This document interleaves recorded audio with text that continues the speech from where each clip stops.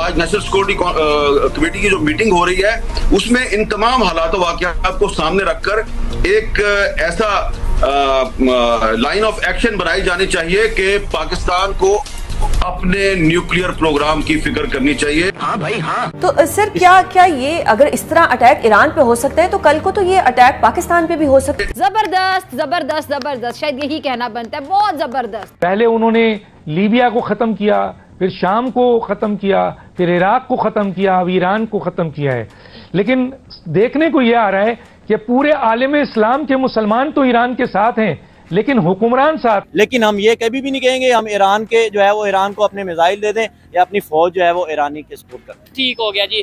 असल हदफ ईरान नहीं, असल हदफ पाकिस्तान पर इससे 6 गुना ज्यादा बुरे हालात आने वाले हैं ईरान के। देखिए सूरत-ए-हाल बड़ी एक तो सीरियस हो गई है, तशवीशनाक हद तक ये एस्केलेट हो चुका है मामला, क्योंकि हमें भी अब ये बड़ा फाइन लाइन पर चल रहा है। जो भी नेतन्याहू का दोस्त है और उसका इत्तेहादी है वो किसी भी सूरत में पाकिस्तान का दोस्त और इत्तेहादी नहीं हो सकता।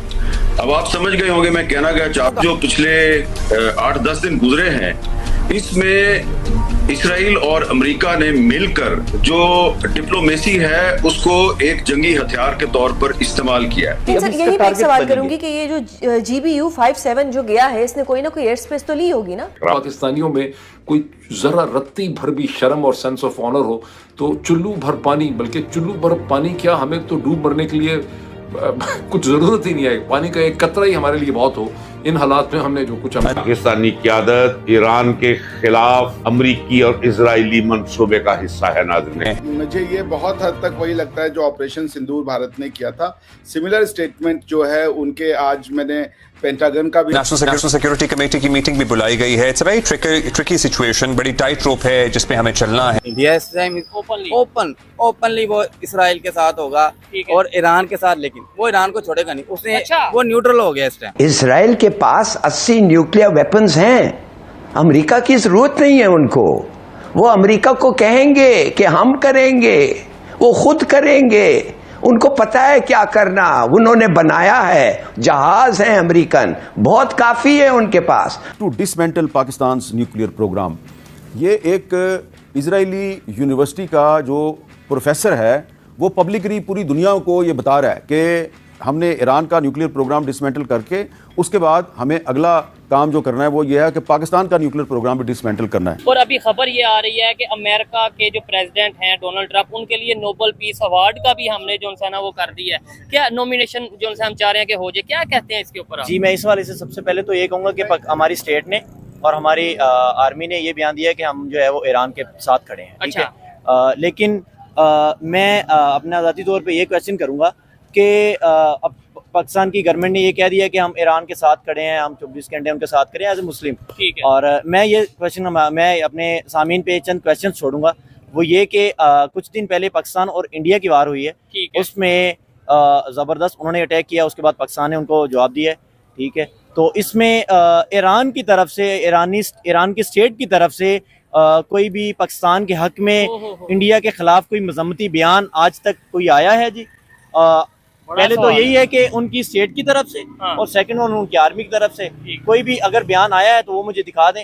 हम तो पूरी पाकिस्तानी कौम और हमारे स्टेट और हमारी आर्मी जो है वो एज ए मुस्लिम ईरान के साथ खड़ी है। लेकिन जो हमारी वार हुई है, हम पे मुश्किल टाइम आया है, क्या ईरान ने हमारे जो है वो साथ इजहार यकजहती किया है या कोई भी मजम्मती बयान हम उस पर दिया है तो बताएं। ठीक है, अच्छा ये तो हो गया अभी ईरान और पाकिस्तान का। हिस्ट्री की अगर बात करें, ये मुसलमान के आपस में भी, मुसलमान कंट्रीज की आपस में बड़ी जंगें और बड़े मामला रहे हैं। क्या समझते हैं आप, जैसे ईरान के साथ दूसरे कंट्रीज अभी स्टैंड कर रहे हैं, ईरान इराक, क्या कहेंगे? मैं फर्स्ट वन तो यही कहूँगा कि जो ईरान ने इसराइल पे अटैक किया और इसराइल का इतनी हलचल मची है, उनके जो मेन सिटीज हैं, तल अवीव हैं, दूसरे सिटीज हैं, उनमें इतनी तबाही हुई है, वो हमारे दिल को ठंडक पहुंची है कि हमारे गजा के मुसलमान बहन भाइयों को जिस तरह उन्होंने बेइज्जती से शहीद किया है, उसके मुकाबले में जो ईरान ने उन पे अटैक किया है वो बहुत अच्छा हुआ है। ठीक है, हमारे दिलों को इस पे बहुत ठंडक पहुंची है। लेकिन मैं ये क्वेश्चन पूछूंगा कि इस्माइल हनिया एक हमास रहनुमा थे, हमास के लीडर थे, वो कुछ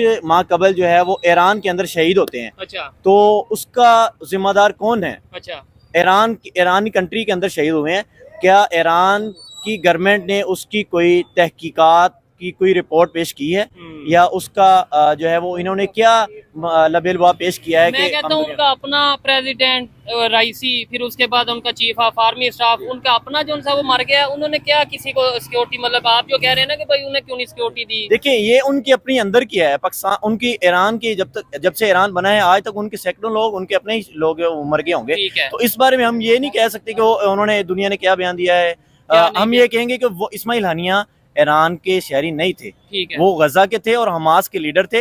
वो दूसरे कंट्री ईरान में जाकर शहीद हुए हैं, ईरान के अंदर गए हैं। की टेक्नोलॉजी या उनकी एजेंसी जो इसराइल की जो ठीक है उसकी वजह से ये लेकिन एक चीज इसमें ये भी है क्या इस्माइल हनिया बेशक वो ईरान में शहीद किए गए। अच्छा। ईरान ने जैसे ईरान की इसराइल की जो इंटेलिजेंस है वो बहुत ज्यादा ईरान में। अच्छा। ठीक है, वो तो उनको आर्मी को ट्रेनिंग भी देते रहे हैं इनके पीछे। अच्छा। ठीक है, वो ऐसी मैंने खबरें पढ़ी हैं। ईरान की आर्मी को मुसाद ट्रेनिंग वो मुसाद नहीं, इसराइली जो ऑफिसर थे ना वो ट्रेनिंग देते रहे। ये तारीख है, ये पिछली बातें हैं। ठीक है, लेकिन अगर इस्माइल हनिया शहीद हुए, लेकिन इस्माइल हनिया ने ये भी जरूर कहा है कि अगर पूरी दुनिया में कोई हमारा साथ दे रहा है तो वो सिर्फ ईरान है। अच्छा। ये भी इस चीज को भी हम देखें ना।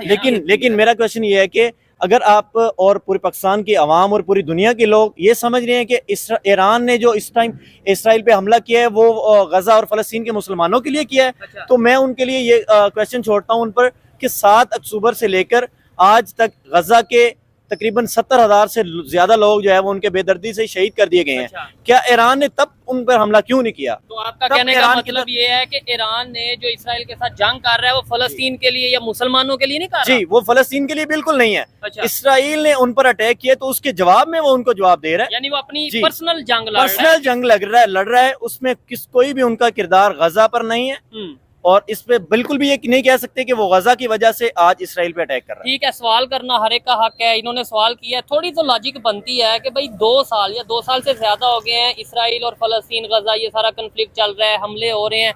अगर अटैक ही करना था, प्रॉपर जंग करनी थी तो वो 2 साल में कर सकते थे। आज जब इसराइल ने अटैक किया तो जवाबी कार्रवाई दी है। 7 अक्टूबर से लेके आज तक ईरान किधर था?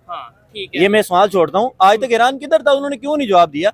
पहले उन्होंने कहा था कि हमने रॉकेट छोड़े हैं, कितने, कुछ भी नहीं हुआ। ठीक है, आज 4000 रॉकेट मिसाइल उन्होंने वो किए थे, वो आज किए हैं उन्होंने। और इसराइल के वाकई में इसराइल का लॉस हुआ है, नुकसान हुआ है, उनके लोग मरे। आपको लगता है सिर्फ ईरान होगा या दूसरे कंट्रीज भी होंगे, पाकिस्तान, चाइना, रशिया? नहीं, मैं ये समझता हूँ कि जस्ट उन्होंने ईरान पे हमला किया और ईरान ने उनको जवाबी कार्रवाई की है। जिस तरह इंडिया ने पाकिस्तान पे हमला किया था तो पाकिस्तान ने उनको जवाबी कार्रवाई दी है। ठीक हो गया।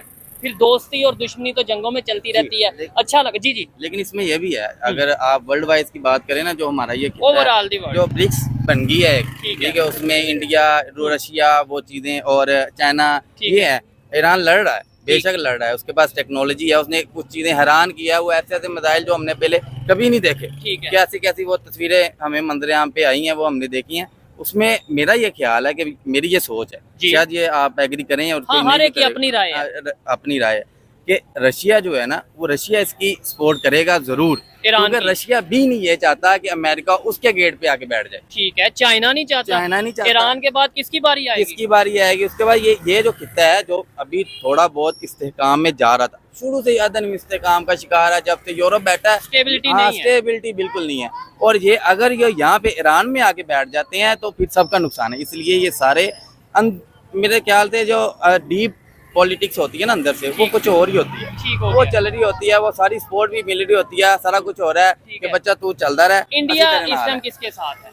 इंडिया इस टाइम ओपनली वो इसराइल के साथ होगा और ईरान के साथ, लेकिन वो ईरान को छोड़ेगा नहीं। उसने वो न्यूट्रल हो गया इस टाइम। जैसे वो बात से हमारे भी मुल्क में कोई न्यूट्रल की बातें चल रही थी, वो वैसे न्यूट्रल हो गए। वो कह रहे हम कुछ नहीं कर रहे। उस न्यूट्रल में ये है कि ना वो इसराइल का साथ दे रहा है और ना ही वो ईरान का साथ दे रहा है। उसने कहा भाई सुलह कर लें आप, मैं आपके भी, क्यों, उसका मफाद इसराइल के साथ भी जुड़ा हुआ है और इंडिया का और ईरान के साथ भी। ईरान के साथ इसलिए कि वो 4 बार की जो बंदरगाह है, वो पोर्ट है, उसको वो चाहिए। अगर ग्वादर रोकना है तो ग्वादर रोकने के लिए उसको वो चाहिए। तो इसीलिए वो जो है ना, वो डबल स्टैंडर्ड जो अपना रहा है, यानी अपने कंट्री को या अपने फायदे को देख रहा है। अपने फायदे को उसने देखा, वो दोनों तरफ में किसी के साथ ठीक हो गया, यानी डिप्लोमेटिक वे में चल रहा है। और बहुत से कंट्रीज जो खास तौर पे डेवलपमेंट की तरफ जा रहे होते हैं जंग के दौरान, वो ऐसा रिस्क नहीं, मतलब ऐसा किसी की जंग में खुद को नहीं डालते। मैं इसमें एक और बात ऐड करना चाहूंगा कि ये जो आज इस वक्त लोग कह रहे हैं कि आप फिरका वाराना बात ना करें और शिया सुन्नी की बात बिल्कुल भी ना करें, क्योंकि हमारा ईरान कंट्री जो है वो मुस्लिम कंट्री है, उस पर जो है वो मुश्किल वक्त है, तो आप जो है वो एज ए मुस्लिम कंट्री उसका साथ दें। तो मैं अपने सामीन पे ये क्वेश्चन छोड़ूंगा कि ईरान जब जो है वो लाखों शामी मुसलमानों का कत्लेआम कर रहा था, तो तब ये फिरका वाराना बातें करने, जो फिरका वारियत की बात हमें कहते हैं कि जो ना करें आप, तब भी ये इंसानियत के अलमबरदार लोग किधर थे?